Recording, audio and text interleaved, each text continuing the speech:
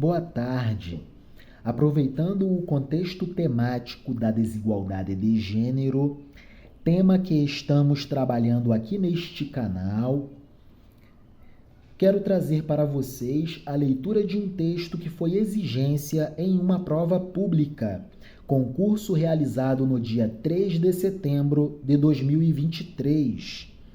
Banca examinadora Funatec, Fundação de Apoio Tecnológico. Matéria Língua Portuguesa. Ao texto: a desigualdade de gênero e o desequilíbrio de poder. A desigualdade de gênero é a grande injustiça da nossa época e o maior desafio que enfrentamos em matéria de direitos humanos.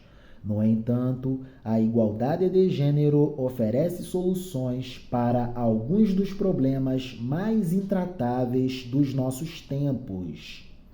Em todo o mundo, a situação das mulheres é pior do que a dos homens, pelo simples fato de serem mulheres. A realidade é ainda pior para as mulheres que pertencem a minorias.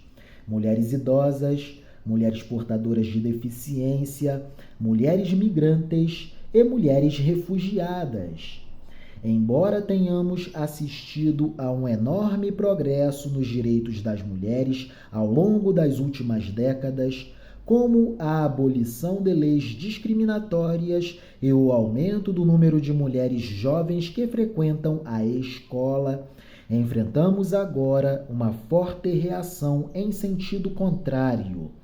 Em alguns países, está a diluir-se a proteção jurídica contra a violação e os abusos domésticos, enquanto noutros estão a ser introduzidas medidas que penalizam as mulheres, que vão desde a austeridade à reprodução coercitiva ou à reprodução coerciva.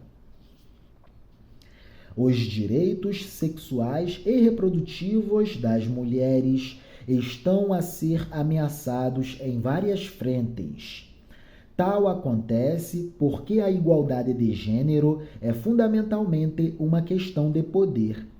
Séculos de discriminação e de patriarcado profundamente enraizado criaram uma enorme disparidade de poder entre gêneros nas nossas economias, nos nossos sistemas políticos e nas nossas empresas. Há provas disso por todo o lado. Dos governos aos conselhos de administração, passando por prestigiantes cerimônias que premiam o talento, as mulheres continuam a ser excluídas das posições de topo.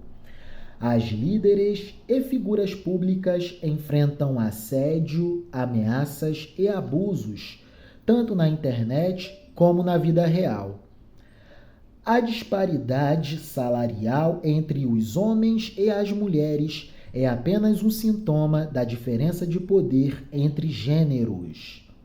Até os dados supostamente imparciais que servem para fundamentar a tomada de decisões em questões tão diversas como o planejamento urbano ou o teste de medicamentos, baseiam-se frequentemente nos homens.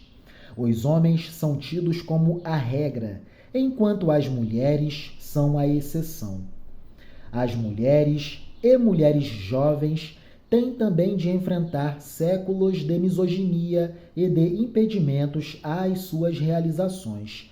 São ridicularizadas, acusadas de serem histéricas ou hormonais, frequentemente julgadas pela sua aparência, sujeitas a infinitos mitos e tabus sobre as funções naturais dos seus corpos.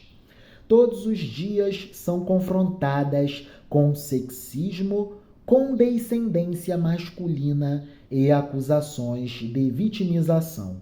Esta realidade afeta-nos profundamente e constitui um obstáculo para solucionar muitos dos desafios e ameaças que enfrentamos. As mulheres ganham 77 cêntimos por cada dólar auferido pelos homens. as mulheres ganham 77 centavos por cada dólar auferido pelos homens. De acordo com o mais recente estudo do Fórum Econômico Mundial, serão necessários 257 anos para eliminar este fosso.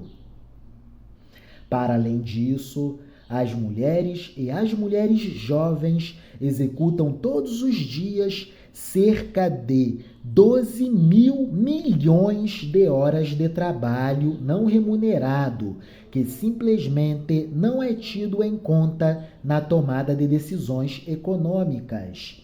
As mulheres e as mulheres jovens executam todos os dias cerca de 12 mil milhões de horas de trabalho não remunerado, ou seja, cerca de 12 bilhões de horas de trabalho não remunerado, que simplesmente não é tido em conta na tomada de decisões econômicas.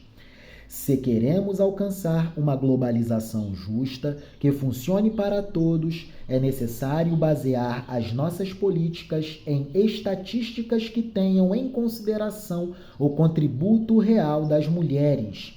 A tecnologia digital é outro exemplo.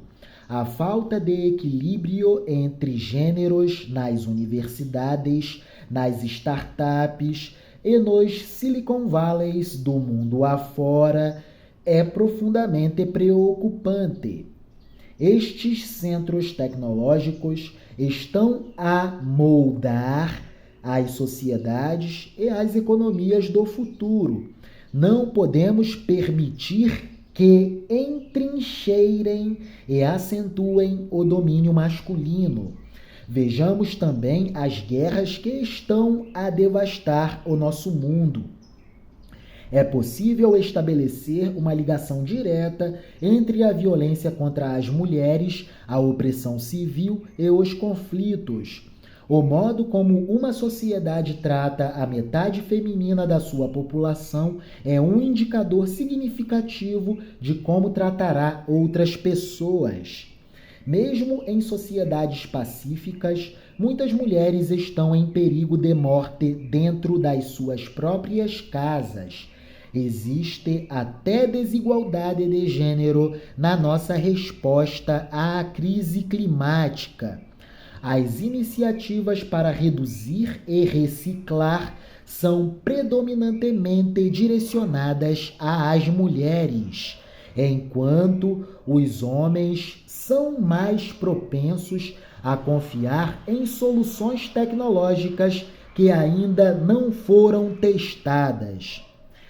As mulheres economistas e deputadas têm mais propensão do que os homens a apoiar políticas pró-ambientais.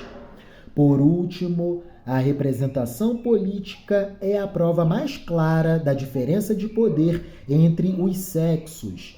Mulheres são superadas em número numa média de 3:1 nos parlamentos de todo o mundo, mas a sua presença está fortemente correlacionada com a inovação e o investimento em saúde e em educação. Não é por acaso que os governos que estão a redefinir o seu sucesso econômico com inclusão do bem-estar e da sustentabilidade são liderados por mulheres. Por isso, uma das minhas primeiras prioridades nas Nações Unidas foi a de trazer mais mulheres para a nossa liderança. Já alcançamos a paridade de gênero ao nível mais sênior, 2 anos antes do previsto. E temos um plano para alcançar a paridade em todos os níveis da organização nos próximos anos. O nosso mundo passa por dificuldades e a igualdade de gênero é uma parte essencial da resposta. Os problemas criados pelo homem têm soluções impulsionadas por humanos. A igualdade de gênero é um meio de redefinir e transformar o poder que trará benefícios para todos. O século XXI deve ser o século da igualdade das mulheres nas negociações de paz, nas negociações comerciais, nos conselhos de administração, nas salas de aula, no G20 e nas Nações Unidas. É hora de parar de tentar mudar as mulheres e começar a mudar os sistemas que as impedem de alcançar o seu potencial. Antônio Guterres, secretário-geral das Nações Unidas. Que beleza! Texto utilizado em uma prova pública, tratando sobre um tema muito delicado, a desigualdade de gênero e o desequilíbrio de poder. Num outro vídeo, traremos as questões relativas a esse texto. É isso. Boa noite. Amém.